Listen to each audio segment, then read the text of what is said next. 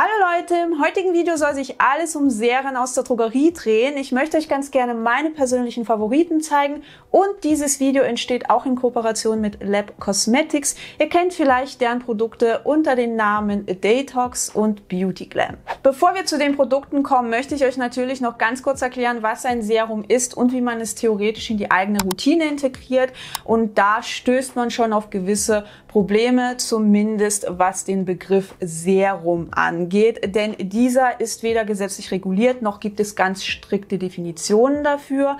Aber ich habe mich durch meine Fachbücher gewühlt, ich habe mich durchs Internet gewühlt und eigentlich ist man sich relativ einig, dass ein Serum entweder ein wasserbasiertes Produkt mit dickerer Konsistenz ist oder eine leichte Emulsion. Und der Vorteil von Serien ist einfach, dass sie sich oftmals easy mit anderen Produkten kombinieren lassen. Dafür sind sie eben auch da, dass man sie unter anderen Produkten wie zum Beispiel einer Nachtcreme oder der Sonnencreme oder der Tagespflege benutzen kann und sie enthalten auch oftmals eine bestimmte Konzentration an Actives. Aber da der Begriff des Serums wie gesagt gesetzlich nicht reguliert ist, obliegt es natürlich den Marken, diesen für sich selbst zu definieren und auch was die Anwendung angeht, wäre ich persönlich nicht so strikt. Ihr müsst selbst schauen, ob euer Lieblingsserum sich mit anderen Produkten gut verträgt oder was euch persönlich am besten gefällt. Dann legen wir mal los mit dem ersten Serum und zwar dem Detox Retinol Serum und ich glaube, das ist auch tatsächlich eines der wenigen Serien in der Drogerie, das Retinol enthält und ohne deklarationspflichtige Duftstoffe oder anderweitige Parfümierung auskommt.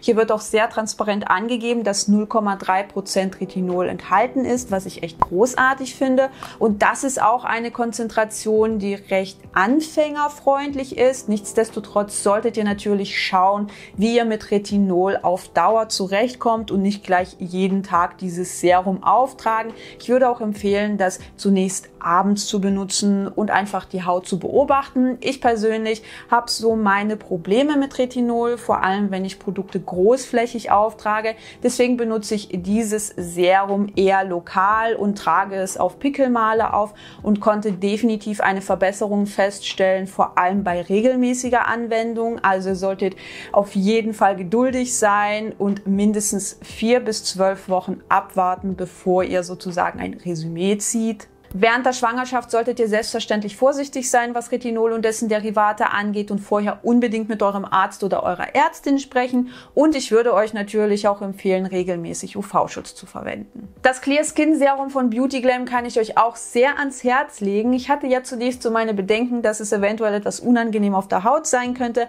aber ich habe mich komplett getäuscht, denn ich konnte es bisher ohne Probleme in meine Routine integrieren und fand es vom Hautgefühl auch sehr, sehr schön, sehr, sehr leicht und auch easy auf der Haut zu verteilen. Hier ist 2% Salicylsäure enthalten, was auch eine ganz gute Konzentration ist.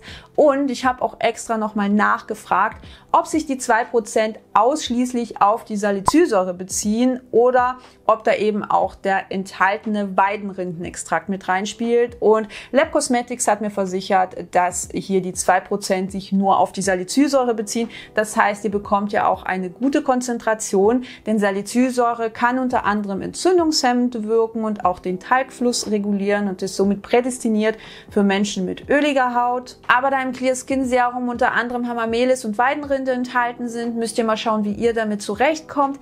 Ich persönlich mit meiner super empfindlichen Haut hatte keinerlei Probleme. Dann habe ich hier das Retinol Serum von Beauty Glam, das ich euch auch schon einige Male gezeigt habe. Und für mich persönlich ist das auch kein Serum, sondern eher eine Ölmischung, weil hier Neutralöl die Basis bildet. Das ist auch ein sehr verträgliches Öl und hier ist auch kein Retinol enthalten, sondern Retinylacetat, weswegen ihr euch bezüglich des Effekts keine Gedanken machen müsst, denn Retinylacetat hat nicht annähernd die Wirkung wie Retinol, aber Retinylacetat kann antioxidativ wirken und aufgrund der Tatsache, dass das eben eine Ölmischung ist, die eben auch ohne deklarationspflichtige Duftstoffe oder anderweitige Parfümierung auskommt, nutze ich das persönlich sehr, sehr gerne, um es mit eher klebrigeren Texturen zu vermengen, denn dadurch flutschen die Produkte einfach deutlich besser über die Haut, vor allem wenn ich sie vorher angefeuchtet habe. Der Klassiker darf in diesem Video natürlich auch nicht fehlen, und zwar ist es das Isana Age Performance Intensiv Serum, und ich weiß auch gar nicht,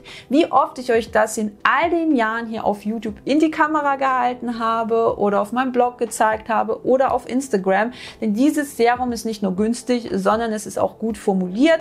Ihr bekommt hier Panthenol, was eben hautberuhigend wirken kann. Es ist feuchtigkeitsbindendes Glycerin, Sorbitol, Urea und eben auch noch Natriumhyaluronat enthalten und reizlinderndes Allantoin und antioxidativer Grünteeextrakt.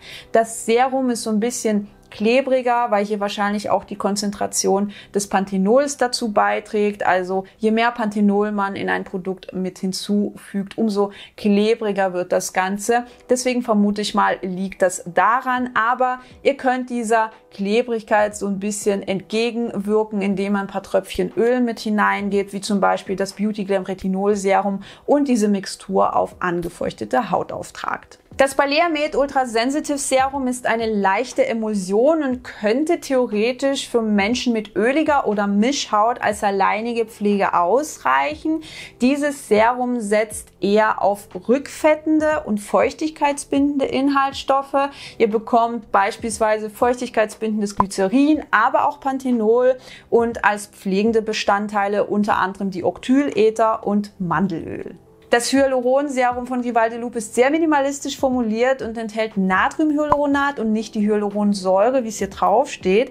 Denn Natriumhyaluronat ist das Salz der Hyaluronsäure und ist auch wunderbar feuchtigkeitsbindend. Und ich muss sagen, dass ich dieses Serum überraschend angenehm auf der Haut finde, weil viele Hyaluronprodukte einfach auch dazu neigen, recht klebrig auf der Haut zu sein und einen Film zu bilden, was natürlich auch davon abhängt, welche Art des Hyalurons man in seinem Produkt verwendet. Dieses Serum finde ich sehr, sehr angenehm. Es lässt sich easy mit anderen Produkten kombinieren und hat sich auch bisher nie abgerollt. Also wenn ihr ein sehr einfach formuliertes und feuchtigkeitsbindendes Serum sucht, dann solltet ihr euch dieses hier auf jeden Fall mal anschauen. Die Catrice Sensitive Moisturizing Serum Milk ist auch eine leichte Emulsion, genauso wie das Balea Med Ultra Sensitive Serum, wobei ich sagen würde, dass ich dieses Serum einen Ticken leichter auf der Haut finde und auch ein bisschen weniger pflegend im Vergleich zu dem von Balea, aber auch hier sind pflegende und feuchtigkeitsbindende Bestandteile enthalten, wie zum Beispiel feuchtigkeitsbindendes Glycerin und rückfettendes Reisöl und Cococaprylat und pflegendes Octyldodecanol, und es ist auch beruhigender Haferextrakt enthalten. Und das war's mit meinen Serum-Favoriten aus der Drogerie. Falls ihr eins der Produkte kennt oder bereits ausprobiert habt, schreibt es doch gerne unten in die Kommentare und teilt eure Erfahrungen mit der Community. Und ansonsten wünsche ich euch wie immer einen wundervollen Tag und bis zum nächsten Mal. Ciao!